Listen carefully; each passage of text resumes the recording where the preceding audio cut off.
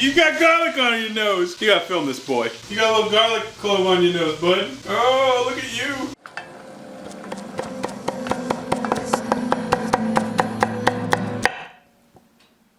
Hi, I'm Kevin. Hi, I'm Phil. Welcome to Pretty Good Cooking.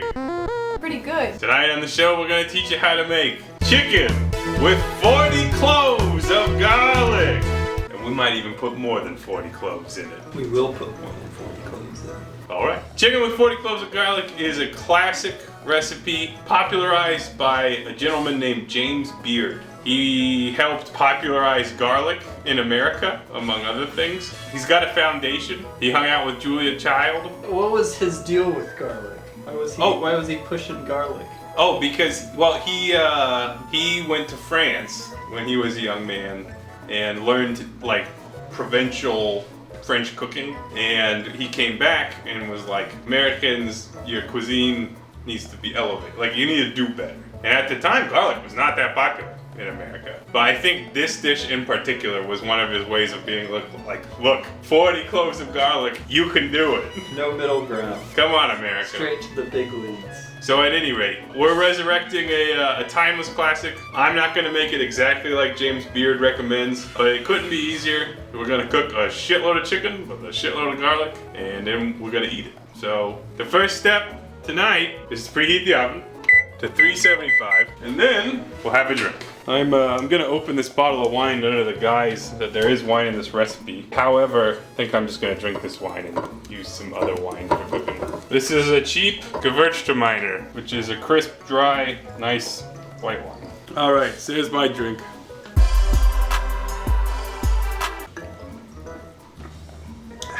You ever just drink a bottle of wine? I do sometimes. Okay, so the main components are gonna be chicken and garlic. Got a new Dutch oven. Vinny, this is an exciting announcement because I got a really nice one. Our boy Brett sent us this La Crusette, French made, top of the line, big ass Dutch oven. We don't gotta use the janky blue one no more. Now, Kevin owns that one. It's mine. I almost cooked something in it the other day. But it was too small. All right, so we're gonna get this Dutch oven heating up because we're gonna sear our chicken. And you can skip this step if you want, but I think it probably is a good idea to do because that chicken's gonna cook for a long time. If you don't like put a little bit of brown color on it, it's gonna end up with like weird pale chicken. It's gonna look pale in like an unhealthy way. It's like necromancer's chicken. Sickly. Yeah, sickly undead chicken. Yeah, so probably branded chicken. It'll make it taste better too. His recipe as written on the James Beard Foundation website includes just chicken legs. You like chicken legs? I'm not fundamentally opposed to Yeah, that's how I feel like, I feel ambivalent. Ambivalent about chicken legs. And I was like, what if we had a variety of chickens? So I got deconstructed chicken legs. I got the thighs and the drums. And I don't actually know if that was cheaper or not. I think it was. And then I also got a whole chicken. So we're gonna try to put this whole thing into this pot, which I don't know if it's gonna work, but we'll find out. So we need to get some oil heated up. I'm just gonna use vegetable oil, and we're gonna do this all in the Dutch oven. Lots of oil, because we're gonna cook everything in here. So we have to do this in batches. So we're gonna season our chicken with salt and pepper and just a tiny little bit of nutmeg. The nutmeg is gonna be subtle, you probably won't even notice it, but it's one of those things where like, I don't know, maybe it's just the idea of nutmeg. Also, if your chicken was particularly juicy, you could pat it dry. I can't be bothered. I'm patting the chicken dry. This is juicy chicken. You also need to prepare a lot of garlic. Now, we have a decision to make, and since you are the head of the garlic department on this show. Get it? I didn't mean to do that. I'm sorry. I know you didn't. I'm sorry. That's why I had to point I'm it sorry. out. You use whole cloves of garlic. The traditionalist camp is that you don't peel them. You cook them skin on, and it cooks so long that it melts, and then you pull out a packet and you like squeeze it onto bread. The alternate course is to peel all the garlic and just scoop it out. Let's peel the garlic. All right. Like civilized men. All right. So here I have at least 3 heads of garlic, but I think we should use 4. And we have a 5th in reserve if it's just not enough. What's your strategy? Have you ever peeled garlic before? I'm going to do that 40 times or more. Here I am peppering the chicken. So I'm gonna start with these because as I brown these, I'm gonna work on breaking down the whole chicken. All right, I think we can start taking it to Brown Town. There's so much real estate in this pot, it's incredible. Just browning for color, a couple minutes each side. Maybe like 3 minutes on one side, flip it over, 3 minutes on the other. You're not cooking them, you're browning. We'll be back in 3 minutes, American minutes. All right, here I have 4 ribs of celery, and we're just gonna give these a chop. You don't really gotta worry too much about these because you may or may not eat them. They're aromatic, so it's more for like flavoring the food we're cooking it in, or cooking it with rather. And we'll also use half an onion, and this half of an onion looks relatively fresh. I kind of don't want to do the onion letter thing anymore because I think I've used every single word that starts with O, N, I, or N. Or O. And again, for these onions, we may eat them, we may not, but they're gonna just go at the bottom, and they're gonna give us an aromatic flavor. So up to you if you want to do this or not. You can actually skip this entirely, but your food won't taste as good. All right, I think it's time to flip that chicken. All right, nice little brown color. You can see we've managed to crowd the pan anyway. Wouldn't be our show if I didn't do that. That's a nice brown. Nicebrown.com. Don't go to that website. You know what? Looking at how much chicken that is and looking at how much garlic this is, I think we could use more garlic. Hashtag another one. This one's slightly sprouted. For a depth of flavor. Alright, I gotta break down this other chicken. It's a fryer chicken. Split the breast, half this chicken, and if you don't got a sharp knife that can like just blow through the chicken like I just did, then you should invest in a knife that can do that because it's really fun to do that. You can save the back for stock, or you can throw it out. I'm gonna definitely save it for stock.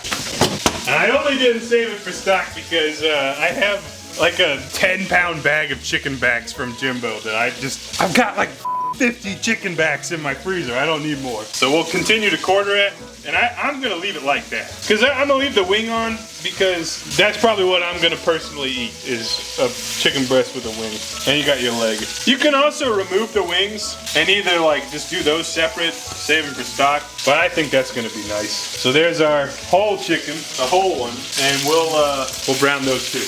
All right, so this is a nicely browned chicken, a little bit of color on both sides. It goes into the done bucket. All right, and then we'll do our next batch. So these are all chicken thighs. So it looks like we'll be able to do this in 3 batches for a browning. You can season the other side once you're ready. All right, we'll be back. We're gonna keep browning chicken. We'll have a big pile of chicken. Big pile of chicken. What's for dinner? It's a big pile of chicken. It's for dinner. All right, so we browned all the chicken, there it is. And now we're making Phil's chicken stock, which is better than bouillon and hot water, right from the tap. My tap water gets so hot that this is actually fairly legitimate. And there's our chicken stock, instant, perfect. All right, we're supposed to deglaze the pan with wine, vermouth specifically. This is very old, dry vermouth. Who knows how old it is. I'm a little bit worried about the prospect of throwing wine on this pile of fat, so I'm gonna put in these vegetable aromatics first, and these will be the bottom, our bed, for all the chicken and garlic. So we're gonna go put those in. We're gonna turn the heat up. I had briefly turned the heat down as I didn't know how long it would take, but we're gonna give it a second here to come back up to temperature. So we're like a little bit above medium right now. I'm a little bit scared. Maybe we'll do medium high. Let that get real hot, and then we're gonna pour some vermouth. Use this for martinis.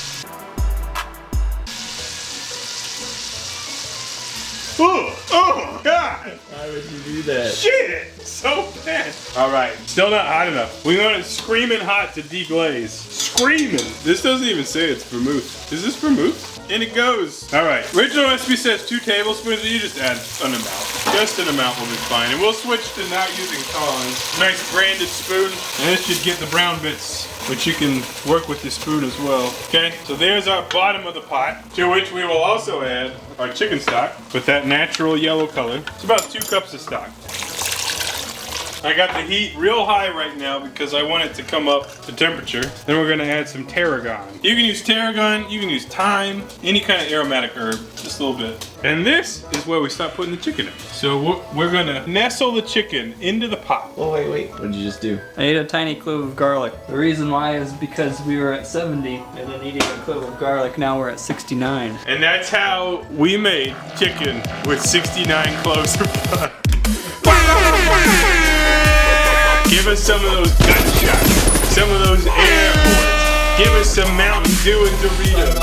Sunglasses coming down. Sunglasses, a joint in every mouth. Come on, John. It's your time to shine. All right, we're tucking our chicken in, tucking it in, reading it a bedtime story. But basically, I suggest that you tuck this chicken in such a way that you've got a layer. Okay, so here's our first layer. Yeah, there we go. One layer of chicken. All right, and this is where the 69 cloves of garlic. This is where they start coming in, okay? All right. So any space that you see that a piece of garlic could be, put a piece of garlic there. Just put it in. And now that I'm thinking about it, we might have too much liquid in there, but you know, who cares? Some people say there's an art to tucking in the garlic, but my opinion on food art is everything, tone it down. What's the opposite of elevate? Lower the art. Bring it down to the common man. The common man with his 69 cloves of garlic. Hey, you see this? You see this wing? You see this wing? Clove in the pit. This is what chickens use for, for deodorant. Do you feel like an artist? No, not in the slightest. All right, next layer of chicken. It just seems like there's a lot of liquid. I think this is supposed to steam, but it's fine. I have every confidence that this is fine. Okay, look at that. That fits perfect. Okay, and you use the chicken juice. Give it a once over, right? Now here's my suggestion. For the rest of the garlic, just give it one of these.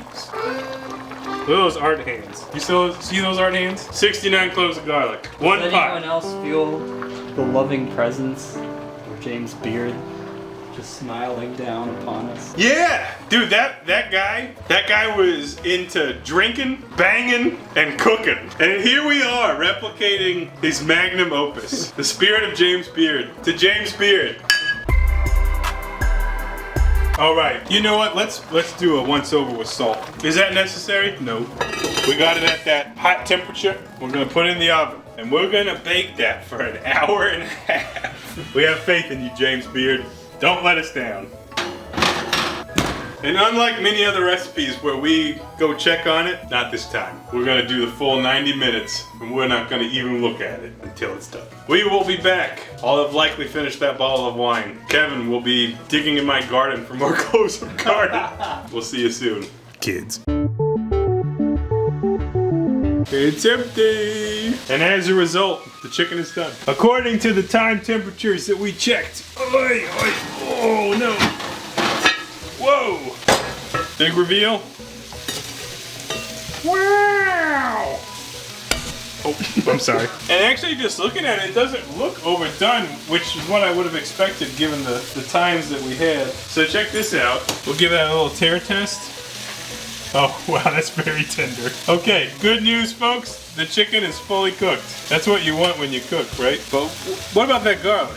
Look at this garlic. Okay, here's why this is good. Eventually we'll put it on bread, but look at this. Soft garlic. Now it's just spreadable garlic. That's amazing. We're trying to cook some vegetables under the, I don't know, the idea that maybe we could have a health tonight. But really, this chicken is just looking, this looks great. This is just like braised chicken. Oh, there goes the skin. Wow, look at that. That's like just falling apart. Some recipes I observed actually call for you to take some of this liquid and then mix it in with cream to make a sauce. But really, you could just pan some of this over the top. All right, so we got the chicken. It's fully cooked. This is one of the breasts with the wing attached, right? And if we had finished the vegetables, we would have scooped those out, but we, in fact, did not do that. And if you like, you can pour some of the liquid over, like that. That'll be kind of nice. And then you find a garlic. And there's so many. But you literally just take a garlic like that. And look at this, look at this. That garlic, it just spreads right over the bread. How incredible is that? That looks so good. All right, so here's our chicken fully done. So you can see at this point, it's incredibly tender. You can just pull it apart, really. It's Very, very good. All those savory aromatics come through, which is delicious, of course. And then you go in, look at that. Oh, that's better than the chicken even. That was a wonderful, wonderful meal. Couldn't have been easier. I guess James Beard got a foundation named after him for good reason. That's how you do it. Here's some footage of Kevin enjoying this meal. Oh, that does just come right off. Mmm. That's really good. Damn. To be honest, this is what I'm more interested in.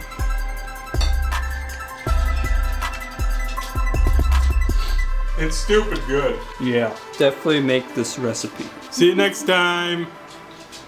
Bye-bye.